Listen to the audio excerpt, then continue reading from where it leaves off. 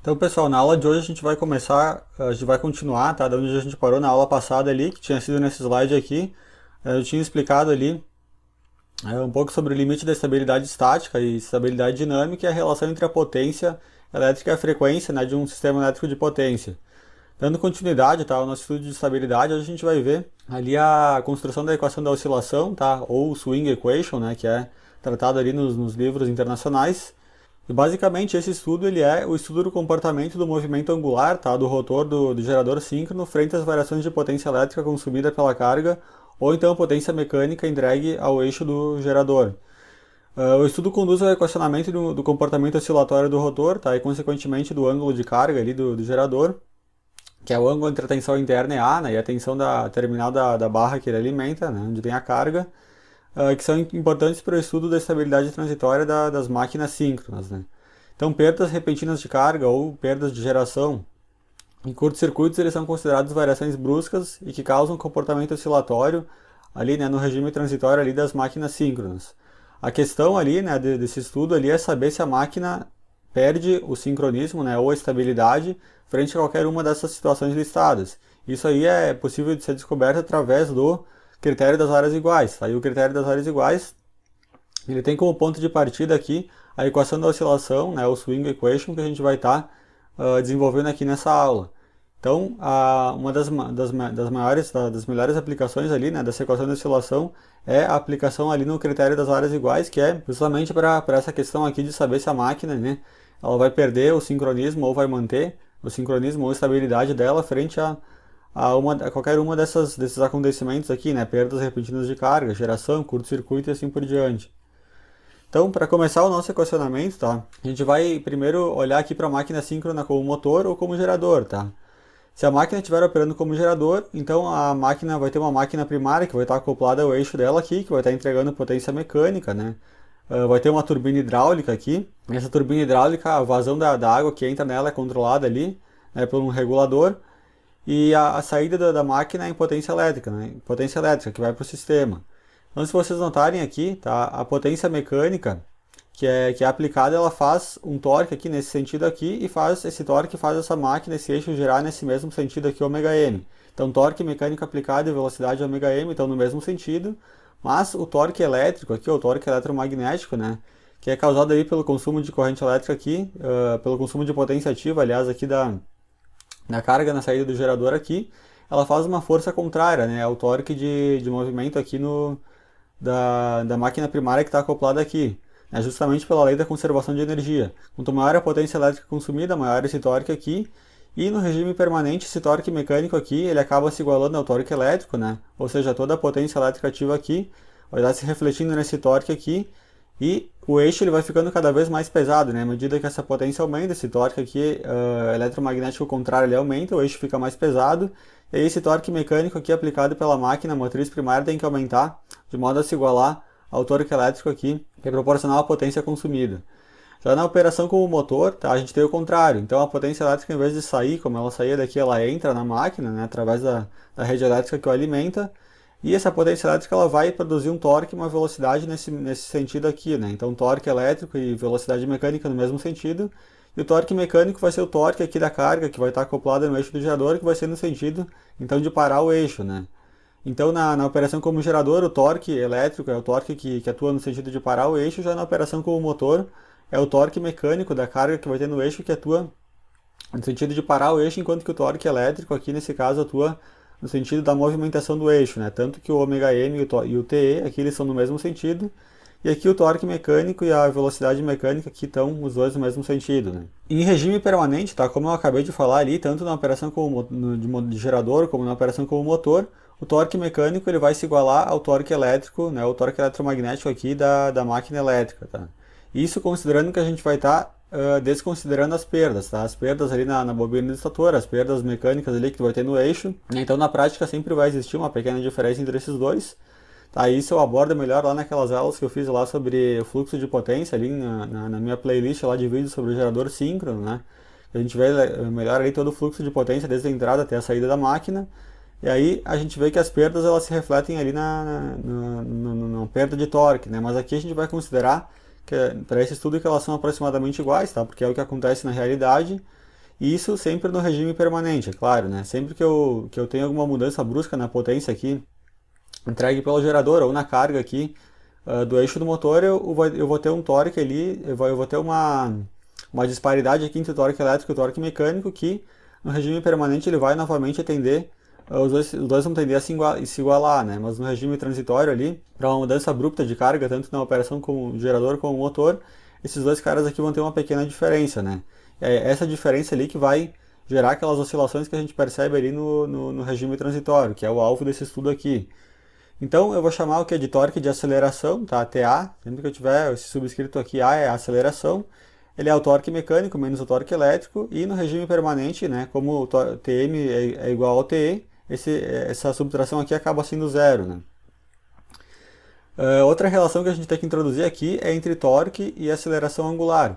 Tá? Então torque é igual a I, que é momento de inércia, vezes aceleração angular. Tá? Isso aqui para movimentos rotatórios. A gente pode fazer uma analogia direta com aquela expressão lá, que é força igual a massa vezes aceleração, tá? Aceleração linear. Isso para movimentos lineares, mas quando a gente tem movimentos rotatórios aqui do eixo, né? Então o torque aplicado aqui no eixo é igual ao momento de inércia do eixo, mais a carga que tiver aqui, vezes a aceleração angular aqui do eixo. Quando o torque de aceleração aqui ele é zero, né, que é o que ocorre no regime permanente aqui, então a aceleração angular também é zero, tá? 0 radianos por segundo ao quadrado. Se a aceleração angular é zero, isso equivale a dizer que a velocidade ωm aqui, né, que essa máquina está girando tanto na operação como motor, como na operação como gerador, é uma velocidade constante, né?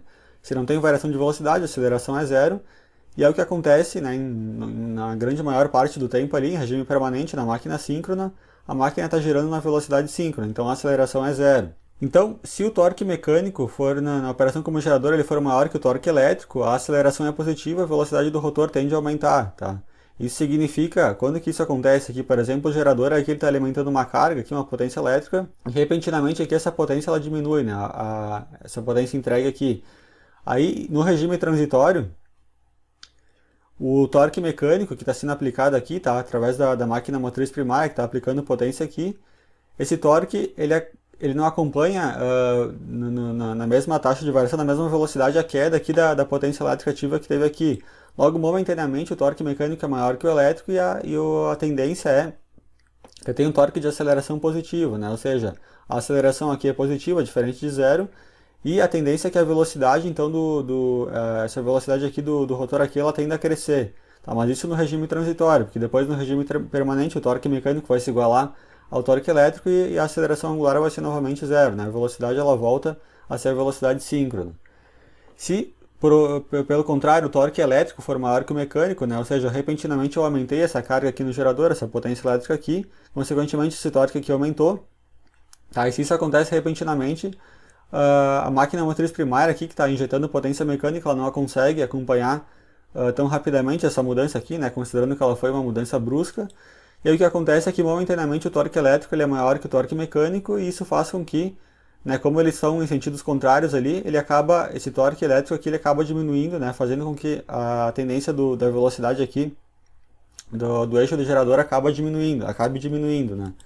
Isso novamente no regime transitório, porque aí no regime permanente o TE vai se igualar ao TM, né, porque o regulador aqui primário do gerador vai fazer com que esses dois caras aqui se igualem.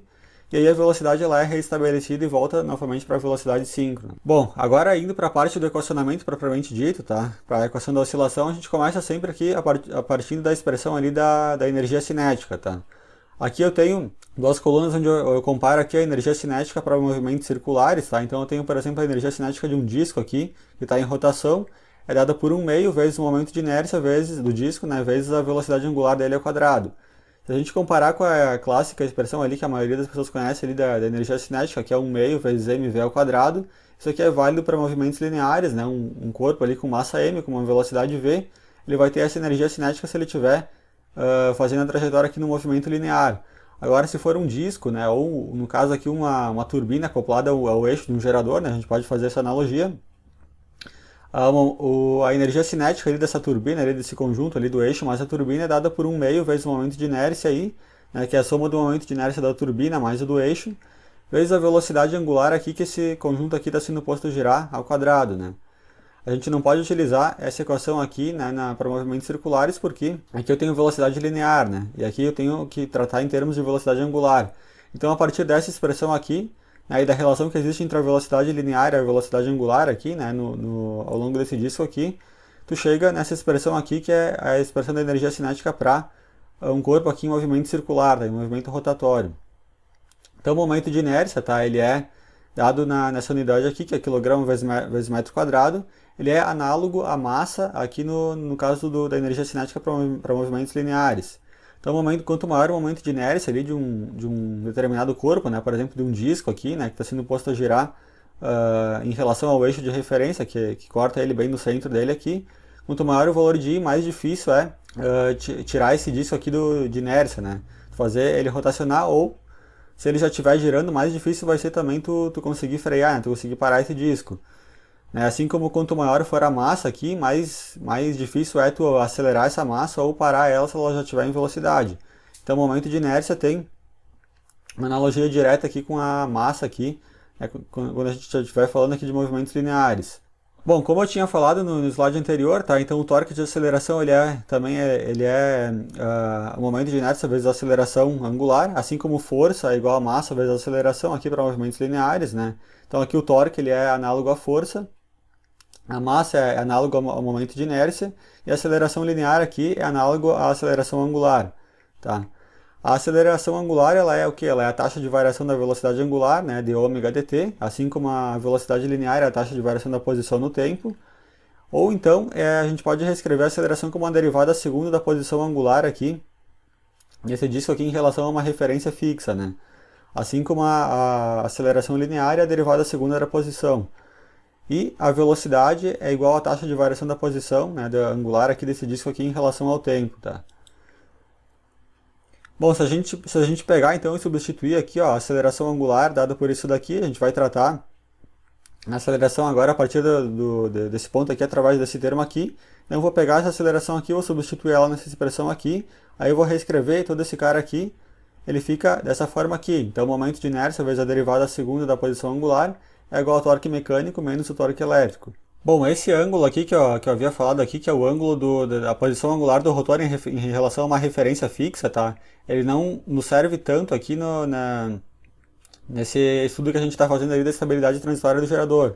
Tá? O ângulo que nos interessa é o ângulo do rotor, não em relação a uma referência fixa, mas em relação ao ângulo aqui, a essa referência móvel, que é o ômega st, tá? Que é em relação ali a velocidade síncrona aqui do campo magnético girante do estator. Porque a gente bem sabe ali, né, que o ângulo de carga, né, de uma máquina síncrona é o ângulo ali entre o campo magnético aqui produzido pelo rotor, né, e o campo magnético girante, né, o campo síncrono girante ali do estator. Então a gente vai tratar aqui esse equacionamento aqui, né, e não em relação a esse ângulo aqui, que é o ângulo do rotor, em relação a uma referência fixa, mas sim entre o ângulo do rotor e o ângulo do campo magnético girante, que é o ângulo de carga, tá? Então, se a gente olhar aqui, ó, olhar bem essa equação aqui, a gente tem o eixo direto, tá, do motor, aqui o eixo em quadratura e aqui o eixo direto, tá? Esse eixo aqui direto, ele é proporcional ao campo magnético do rotor, tá? E o ângulo de carga aqui, o ângulo entre o campo do estator e o ângulo do rotor. Esse ângulo θ aqui é o ângulo em relação à referência fixa, né, que a gente viu aqui, que é esse ângulo aqui. E esse fasor aqui é o fasor girante que acompanha aqui a rotação do eixo aqui do ângulo do rotor. Então esses dois caras aqui, o eixo D, né, eixo direto, e esse fasor aqui estão girando na mesma velocidade, né, de modo que o ângulo de carga aqui é constante, né, ele só vai variar se a potência elétrica ativa, né, entregue pela carga variar, daí ele varia, senão ele tem que ficar fixo aqui em relação a essa referência que gira junto com ele, que é o ômega st. Então, lembrar que o ângulo de carga é o indicativo do consumo de potência ativa. Logo, se ele for nulo, o consumo de P é nulo. Então, se esse cara aqui, se esse eixo D aqui estiver projetado em cima aqui desse eixo ômega st, né, significa que esse ângulo aqui é zero, né, esse ângulo de carga aqui, e aí a potência elétrica ativa entregue é nulo. Agora, nesse caso aqui, nessa figura aqui, onde esse ângulo aqui, ele assume esse valor aqui, né, que é bem maior do que zero. Então, nesse caso aqui, essa máquina aqui, né, representada por esse desenho, estaria entregando uma potência elétrica P, que seria proporcional a esse ângulo aqui. Então, se a gente observar aqui essas relações angulares, aqui a gente chega à conclusão que o ângulo de carga ele é o ângulo fixo aqui, né, em relação à referência, esse ângulo aqui menos o ômega st, que é essa referência móvel aqui. né, desse fasor aqui. Se a gente fizer a derivada primeira desse cara aqui, a gente chega nessa expressão, e se fizer a derivada de novo, chega na derivada segunda, que é esse cara aqui, tá? Derivada em relação ao tempo, né? Então, esse cara aqui acaba sumindo aqui, né? Primeiro tu deriva em relação ao tempo, esse cara some, ele vira uma constante, deriva de novo, ele vira zero. Logo, a gente chega a essa conclusão importante aqui, né? Que esse termo aqui, ele é igual à própria derivada do ângulo de carga. Então, a gente vai substituir, né, não trabalhar mais com esse ângulo aqui, mas sim com o ângulo de carga, que é o nosso interesse ali no estudo de estabilidade ali do gerador síncrono, e ele é igual ao torque mecânico menos o torque elétrico. Bom, agora eu vou multiplicar, vou pegar essa equação aqui, tá? Vou esquecer agora esse termo aqui, vou ficar com essa parte aqui, e vou multiplicar essa equação dos dois lados por ômega-m, que é a velocidade mecânica, para passar aqui de torque para potência mecânica e potência elétrica. Porque o torque vezes a velocidade angular, ele me dá a potência elétrica, né? Ele é medida de potência. Como aqui é torque elétrico, se eu multiplicar pelo ômega-m, eu vou ter potência elétrica, e aqui, se eu multiplicar por ômega-m vezes o torque mecânico, vai me dar a potência mecânica, né? Os dois têm a mesma dimensão, que é o watt. Tá? E aqui eu também vou dividir pelo S, tá? O S é a potência aparente nominal da máquina. Tá? Por que divide por S aqui? Justamente para mim ter essas potências elétricas aqui em PU, tá? Que é mais conveniente ali para a representação da equação da oscilação. Então, se eu dividir essa potência elétrica mecânica aqui pela potência nominal do gerador, que é a própria potência de base, ou seja, que é 1 PU, eu tenho essa potência mecânica aqui, representada em PU, e se eu dividir essa potência elétrica pela potência de base aqui, eu vou ter a potência elétrica em PU aqui. E do outro lado, tá? Multiplico pela velocidade, o I que já estava aqui eu mantenho, e divido pelo S aqui novamente. Então, a gente sai dessa expressão aqui de cima, tá? Fica com essa aqui de baixo. Tá? A potência mecânica menos a potência elétrica é igual à potência de aceleração, né? Assim como tu tinha o torque de aceleração aqui, né? Que era proporcional a essa diferença. Se eu tiver a diferença entre a potência mecânica e a elétrica, eu vou ter uma potência de aceleração, né? E como eu falei para vocês, no regime permanente isso aqui é nulo, né? Bom, por último, tá, o que a gente vai fazer é uma substituição na expressão, tá, introduzindo uma nova constante, que é muito utilizada também ali, né, no estudo de estabilidade das máquinas síncronas, que é a constante de inércia. Tá? Percebam que não é a mesma coisa que momento de inércia, que era a letra I. Agora eu tenho uma nova constante, que é conhecida pela letra H, a constante de inércia, que ela representa a energia cinética armazenada ali, né, durante a velocidade síncrona ali do eixo ali, dividido pela potência nominal da máquina em questão, tá? Então a energia cinética a gente já tinha visto lá naquele slide, que é essa expressão aqui, tá? E a potência nominal do gerador aqui é esse S aqui. Então se eu pegar isso daqui eu vou chamar de H, tá? Então H é igual a isso daqui. A dimensão dele aqui é joules por volt-ampere, né? O que significa que joule é medida de energia, né? Isso aqui é volt-ampere vezes segundo, isso aqui é volt-ampere. Se eu dividir os dois vai me sobrar só a unidade aqui segundos. Então o H é uma unidade de tempo, tá? Constante de inércia ali do eixo ali, geralmente do eixo mais a turbina ali da máquina elétrica que a gente estiver analisando. Então se eu pegar essa expressão aqui, tá? E substituir o H aqui por isso daqui, a gente chega nessa expressão final aqui. Se eu quiser voltar desse cara aqui para essa anterior aqui, eu simplesmente substituo esse cara aqui pelo H, tá? Se o H é igual a isso daqui, eu saio dessa expressão aqui e volto para essa daqui. Então é só vocês conferirem com calma aqui, que tem essas expressões elas são exatamente equivalentes, tá? E aqui do lado direito não mudou nada, tá? Tá exatamente como estava aqui. E para finalizar, tá? O que a gente vai fazer? A gente vai supor que essa velocidade mecânica aqui, como em 99% do tempo, essa velocidade aqui ela vai ser igual à velocidade síncrona, né? Que está aqui embaixo. Eu vou supor que essa velocidade aqui é a própria velocidade síncrona, né? Uma simplificação que se faz. Logo, se esses dois caras aqui são iguais, eu posso cortar esse ômega aqui com esse expoente ao quadrado. E eu chego finalmente aqui na equação de oscilação, ou swing equation, ou ainda a equação do balanço de potência ativa, que me relaciona aqui a constante de inércia com a velocidade de rotação ali do gerador, com a potência elétrica aqui, né, formando essa equação diferencial aqui. Então essa daqui que é a famosa equação do balanço, né, equação swing, que é bastante utilizada ali no estudo de estabilidade transitória e estabilidade de regime ali das máquinas síncronas, né? Uma outra forma alternativa que vocês podem encontrar também para essa expressão é essa daqui embaixo, né? Onde a potência elétrica aqui ela já é substituída por essa expressão aqui, né? Que nem a gente viu lá, que é derivada ali da expressão da potência elétrica ali do gerador síncrono, né? Que nem a gente viu na aula passada. Então, substituindo esse cara aqui por isso daqui, eu reescrevo essa equação aqui nessa forma aqui de baixo.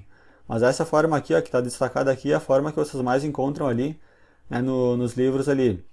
Essa constante aqui, tá? A constante de inércia ali do gerador, esse H, né, como eu falei, a dimensão dele é segundos, né? Então é uma unidade de tempo. Ele varia normalmente ali entre 1 e 10 segundos ali, valores típicos ali para os geradores ali, né, para máquina síncrona. Bom, o critério das áreas iguais, então, tá? Ele é o critério ali para determinar se uma máquina síncrona submetida a uma perturbação ela vai permanecer ou não em sincronismo, tá? Esse critério aqui ele parte basicamente aqui da equação do balanço de potência ativa, né? Da equação da oscilação. Então, trabalhando convenientemente essa expressão aqui, tá? Eu chego no critério das áreas iguais, que me permite calcular aqui essas áreas aqui, que no caso desse desenho aqui está representado por A1 e A2, que são, a partir desses valores dessas áreas aqui, eu consigo descobrir se o meu sistema ele vai ficar estável ou instável para determinada condição de perturbação, né? Nesse exemplo aqui, tá, eu tava inicialmente trabalhando com uma potência mecânica P0, PM0 aqui, tá, entregando essa potência elétrica aqui. Então a potência elétrica e a potência mecânica estavam igualadas aqui no regime permanente, nesse ponto aqui, que é o ponto A. Aí subitamente eu coloco um degrau de potência mecânica aqui no sistema e passo a entregar essa potência mecânica aqui B, tá? Aí até a potência elétrica se igualar aqui a esse valor aqui, o ângulo de carga ele vai oscilar, tá? A condição de regime permanente dele é essa daqui, vai ser esse ângulo 1. Mas ele não vai, quando eu der esse degrau de carga, ele não vai vir diretamente para essa posição aqui e ficar aqui, tá? O rotor ele vai acelerar, tá? Porque eu dei um incremento no degrau de carga mecânica aqui, né, no eixo. E aí quando ele acelerar, em vez de ele parar aqui nesse θ1, que é o valor de regime permanente ali, para a nova condição de potência mecânica dele, ele vai acelerar um pouco mais aqui e o ângulo de carga vai chegar até esse valor máximo aqui. Aí ele vai ficar oscilando, oscilando, oscilando, até que finalmente ele pare aqui nesse ponto aqui, que é o ponto de regime estacionário aqui, dado por esse valor aqui, que é o ângulo de carga 1, né? E através de uma integração numérica, né, eu consigo obter aqui a área número 1 e a área número 2, e a partir do valor dessas áreas aí eu consigo julgar ali se o meu sistema ele vai ou não perder estabilidade frente a essa perturbação aqui, né, de PM0 para PM1. Então, nesse instante aqui, o rotor ele ganha energia, ele vai acelerando, tá? E nesse instante aqui, a potência elétrica é maior que a mecânica, então ela atua como um freio, tá? O torque elétrico atua como um freio para o torque mecânico, diminuindo a velocidade, fazendo com que o ângulo de carga e a velocidade diminuam até chegar a esse ponto aqui de regime permanente aqui, que é o ponto B, tá? Dessas perturbações aqui, os tipos mais comuns que a gente tem aqui são aumento súbito da carga, perda de geração, rejeição de carga, curtos-circuitos, né? Ou perda de linha de transmissão, que nem a gente viu na aula passada. Esse método ele é baseado na interpretação gráfica do comportamento de energia armazenada, né, nas massas girantes ali, né, no conjunto rotor mais turbina, né, que está conectado no gerador, né, na máquina síncrona, com o objetivo de determinar se a máquina permanecerá ou não estável. O método somente é aplicado em condições de uma máquina conectada a um barramento infinito ou a um sistema com duas máquinas, tá? Futuramente talvez eu faça mais vídeos ali sobre o critério das áreas iguais, tá? Nessa aula de hoje era isso. Se tiverem gostado, não se esquecem de deixar o joinha, tá? Agradeço a quem assistiu até aqui. Obrigado, valeu!